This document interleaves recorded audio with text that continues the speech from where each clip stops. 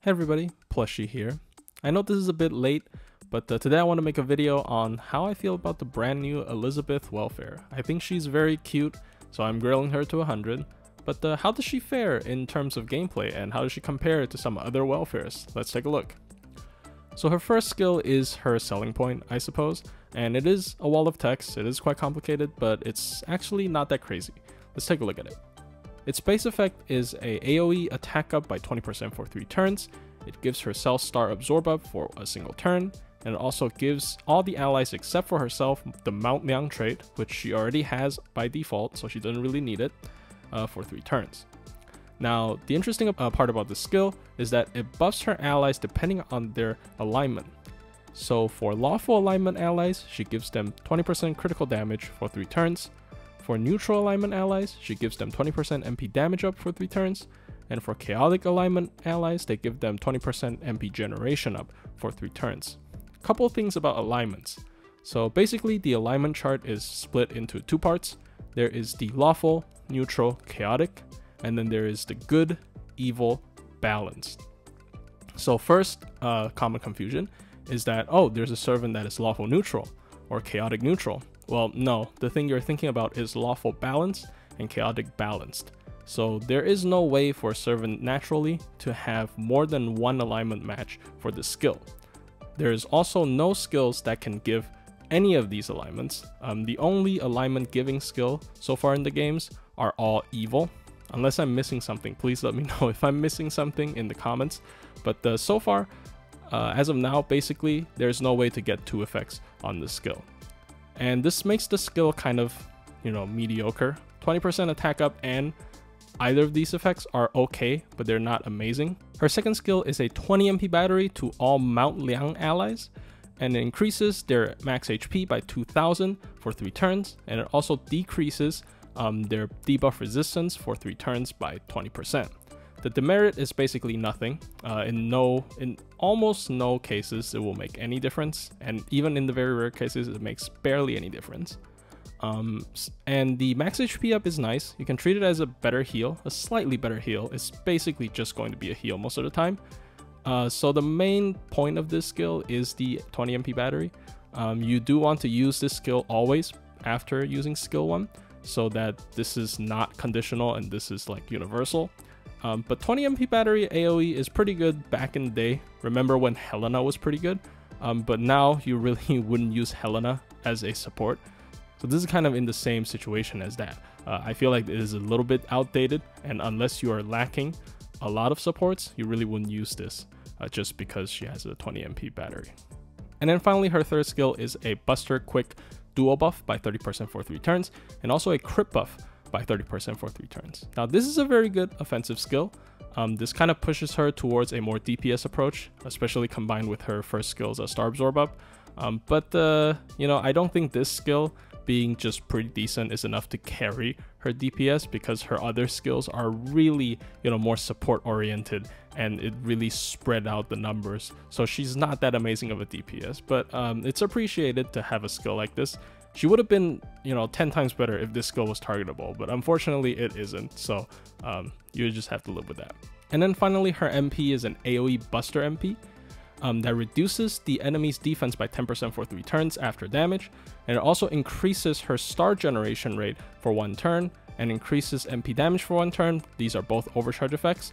The star absorption rate scales from 50 to 150%, and the MP damage for a single turn scales from 10 to 30% depending on overcharge. Now this is also a pretty bog standard MP. The main effect of this MP reminds me of Raiko and Emiya, which is a Buster AoE MP that has quite a bit of hits. It has 9 hits, and it also has a star gen up effect tied to it. So you can kind of treat it as a star bomb effect after using the MP. She gains about almost 30 stars after using this MP on 3 targets. But it's probably not on the level of Raiko and Emiya, but it's still pretty decent. Since she's a hybrid support, you can use this on a previous turn just to generate stars. It also gives the enemy defense down. 10% is barely anything, but it's better than nothing. But yeah, it's just a pretty standard MP once again, nothing crazy. So overall, how do I feel about the servant? I feel like the servant is actually pretty underpowered.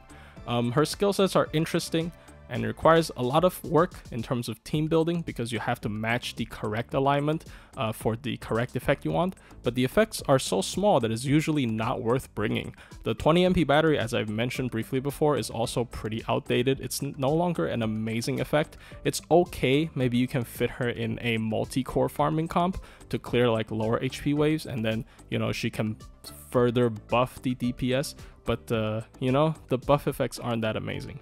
Oh, also for her first skill, I forgot to mention, she herself is Chaotic Evil, so she gets the MP gain up effect. She is Chaotic Evil though, so you can use Dome One with her. That is about her only saving grace in terms of a DPS. Also, her face cards are pretty decent, especially comboed with her MP gain up from her skill 1 effect. With a Mighty Chain, she can actually refund quite a bit of MP if you're doing stuff like min turns or whatnot. She lacks any sort of survival, so she's not a good solo carry, and her damage isn't anything amazing. She doesn't have any anti-trait damage, and she doesn't have that amazing of a support ability either. So she's stuck in a very awkward place. I've tried her in multiple fights, but she basically underperformed in most of them.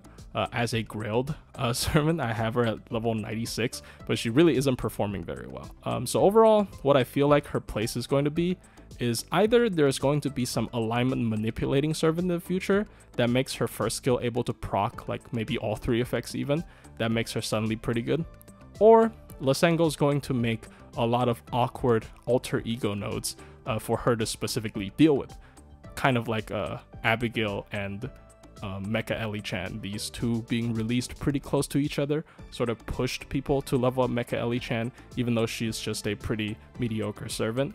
I think maybe they'll do that, but I'm not sure yet. And I'm a little bit disappointed considering the past 2 welfares are really good. EO and Summer Valks are really good. Also, last year's Elizabeth is also really good.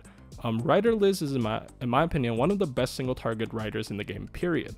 She has a very short 4-turn cooldown 30 MP battery, a big star bomb, a 3-turn 3-time invul.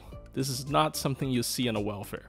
And she has an MP that removes all the debuffs, which basically negates all the demerits she has for all these cracked skills. So she is very good. She's like one of the more like underrated welfares in the entire game. I think she's very, very good as a single target rider.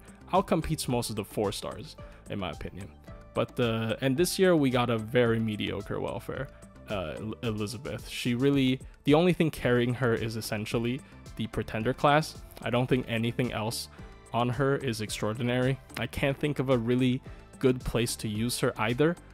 There are always going to be better alternatives, no matter if you use her as a support or use her as a DPS, unless you're fighting alter egos once again. It is kind of disappointing that out of all the amazing welfares we've gotten for the past couple of events, the mediocre one lands on an Elizabeth, but I'm still gonna grow her to 100 because she is cute and funny. So anyways, hope you guys enjoyed, and I'll see you guys in the next one.